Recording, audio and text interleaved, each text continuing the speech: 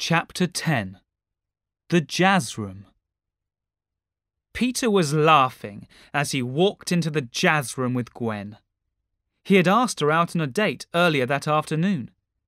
Gwen was looking really beautiful, and they'd had a wonderful dinner together. Peter looked around the small, dark club. So this is where Mary Jane is working, he thought. I'm not surprised she's feeling so down. They found a table near the band. One of the musicians stepped up to the microphone and said, "Let's hear from you, Mary Jane." MJ put down some drinks and hurried over to the band. "Isn't that Mary Jane, your old girlfriend?" Gwen asked Peter in surprise. Peter smiled and said, "Crazy, huh?" Just as MJ was about to sing, Peter jumped up and started to play the piano. Mary Jane stepped back from the microphone in surprise. Peter played the piano with amazing skill, then jumped onto the dance floor. Under his clothes, the black suit made him dance really well. He took Gwen in his arms, turned her around, then lowered her backwards. He was about to kiss Gwen when she suddenly pushed him away. "This is for her, isn't it?" Gwen cried, looking at Mary Jane. "I'm so sorry," she said to MJ, and ran out of the club. Peter watched her go.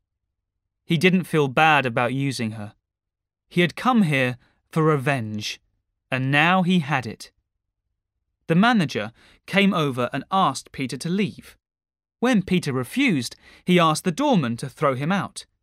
The doorman was huge, but Peter knocked him over easily. Then MJ tried to talk to Peter. She walked up behind him.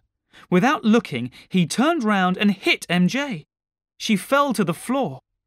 Suddenly, everything stopped. Nobody moved. "What's happened to you?" MJ whispered. "I don't know," Peter answered, feeling sick. But he knew it was the suit. He had it on again under his clothes. The suit was changing him into a bad guy. A really bad guy. Peter ran out of the jazz room and through the city streets. He didn't know where he was going. He ran until he saw an old church. He stopped and looked up at the beautiful, broken windows. He needed somewhere to think. He wanted to get high above the noise of the city. He ran into the church and up the stairs to the highest point. He took off his shirt and climbed outside. He looked out over the city in his black suit. Then he swung down into the bellroom. "I have to destroy the suit," he thought. He tried to pull it off, but it stuck to his skin. It had become a part of him. For a moment, Peter was pleased. He didn't really want to give it up. He enjoyed feeling powerful and dangerous. But then he thought of Mary Jane. She had looked so hurt in the club. His heart ached for her. No, he had to destroy it.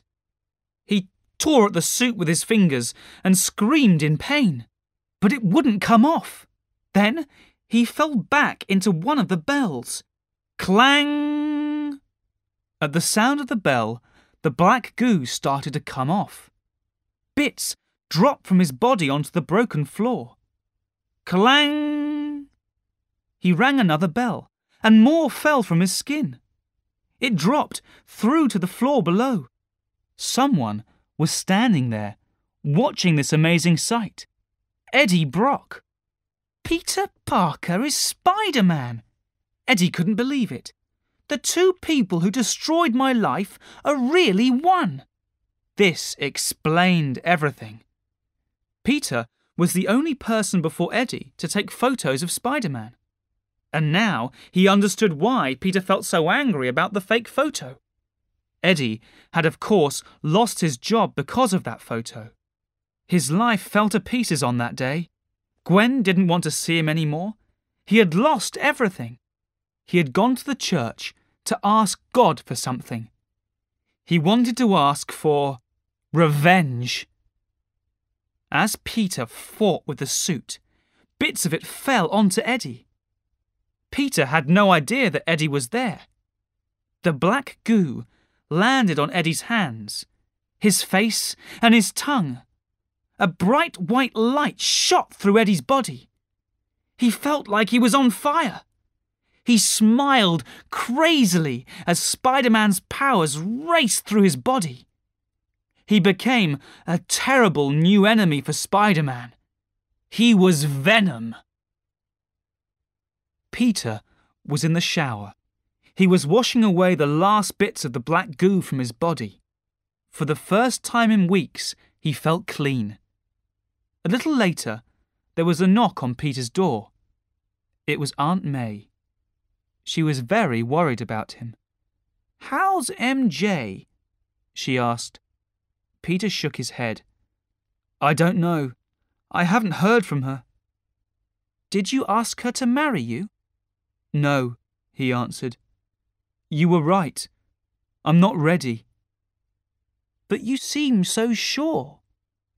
Peter took out the diamond ring and gave it back to Aunt May. "I hurt MJ," he said. "I don't know what to do." "Forgive yourself, Peter," she answered. "I believe in you. Find a way to make this right." And she put the ring back in Peter's hand.